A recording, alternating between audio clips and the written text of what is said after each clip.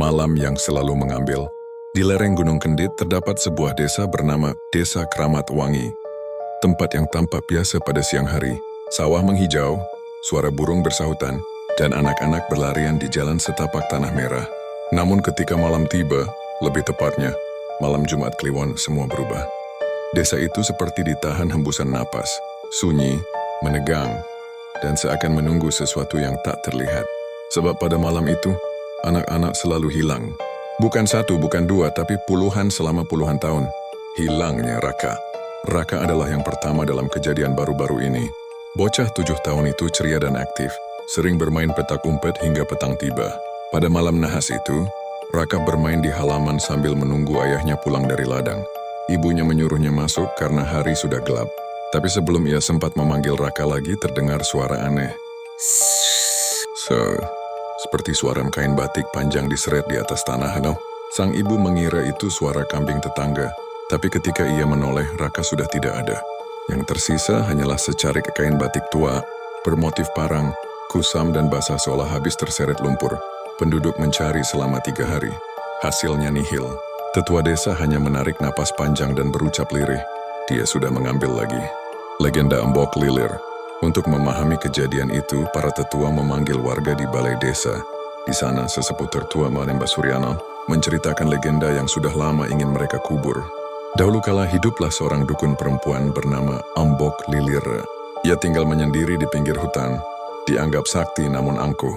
Ia mempunyai seorang anak laki-laki bernama Bayu yang sangat ia sayangi. Suatu malam ke Jumat Kliwon, badai besar datang. Petir menyambar, angin mengaum seperti suara raksasa. Bayu hilang terseret angin, atau mungkin dibawa sesuatu, tak ada yang tahu. Embok Lilir yang putus asa mencari anaknya ke seluruh desa.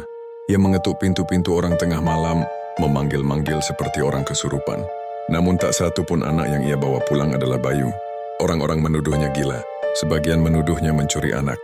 Ia diusir, dihina, hingga akhirnya meninggal dalam kesendirian. Tubuhnya ditemukan berbalut kain batik lusuh. Sejak itu, kata Mbah Surya, roh Embok Lilir kembali setiap Jumat Kliwon mencari anaknya. Ia tak bisa membedakan mana Bayu mana bukan. Baginya, semua anak adalah panggilan. Beberapa warga bersumpah pernah mendengar suara lirih memanggil. Lir, ayo pulang sama ibu. Nak, jangan sembunyi. Ibu sudah datang. Kadang suara itu meniru suara ibu anak tersebut. Kadang suara asing, tapi selalu datang dari luar jendela. Darman dan Sinta. Beberapa minggu setelah Raka hilang, korban berikutnya hampir terjadi. Sinta, putri kecil seorang duda bernama Darman. Darman sudah tahu aturan. Kunci pintu, tutup jendela, matikan lampu, dan jangan jawab apapun. Pada malam Jumat Kliwon itu, ia duduk di samping ranjang putrinya. Angin hening hutan seperti menahan napas. Tepat pukul 12 malam, terdengar suara seseorang dari luar jendela. Lembut, sangat lembut. Sinta, buka pintunya nak, ibu kangen. Wajah Darman langsung pucat. Suara itu, suara istrinya yang telah meninggal setahun lalu. Ia berdiri perlahan, seluruh tubuh gemetar. Jendela itu hanya berjarak 2 langkah dari ranjang. Sinta yang sedang tidur menggerakkan tubuh, seperti mendengar panggilan. Bibir kecilnya berbisik, "Ibu." Darman buru-buru memeluk putrinya, menahannya agar tak bangun. Tapi suara itu semakin kuat. "Sinta, sini nak, ibu sudah menjemput." Pekikan lirih seperti 2 suara bersamaan. Suara manusia dan suara yang bukan manusia. Darman memberanikan diri mengintip dari sela tirai. Yang berdiri di luar bukan istrinya, tubuh kurus tinggi. Rambutnya menjuntai sampai tanah, sebagian menutupi wajah. Kain batik tua melilit tubuhnya, seperti kain kafan yang dipaksakan menjadi pakaian. Di lengannya, sosok itu menggenggamkan sesuatu yang berukuran kecil. Darman hampir pingsan ketika melihat wajah pucat itu menoleh. Mata cekung hitam, mulut sobek kering. Dan yang digendongnya adalah Sinta, versi lain. Semacam bayangan, semacam tiruan. Makhluk itu memperlihatkan senyum lebar retak. Darman tidak ingat apa yang terjadi setelah itu. Pagi hari ia ditemukan pingsan di depan rumah dengan mata melotot kosong. Sinta selamat di dalam rumah, masih tertidur tanpa sadar apa yang terjadi. Tapi kain batik lusuh kembali tergeletak di depan pintu, dan bekas menjejak kecil mengarah ke hutan.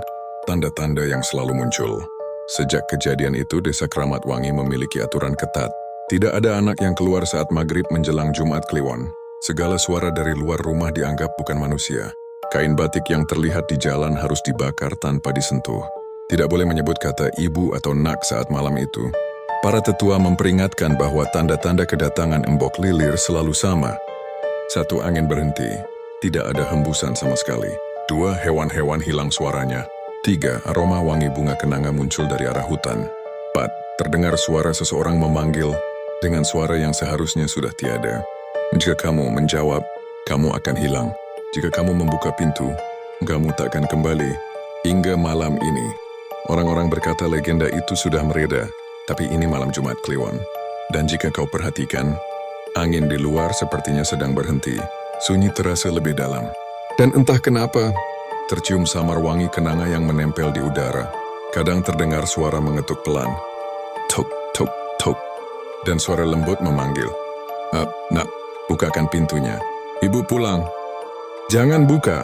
Jangan jawab. Jangan lihat keluar jendela. Karena siapapun yang memanggilmu malam ini, bukan manusia. Jangan lupa like, share, dan subscribe agar kalian tidak ketinggalan cerita terbaru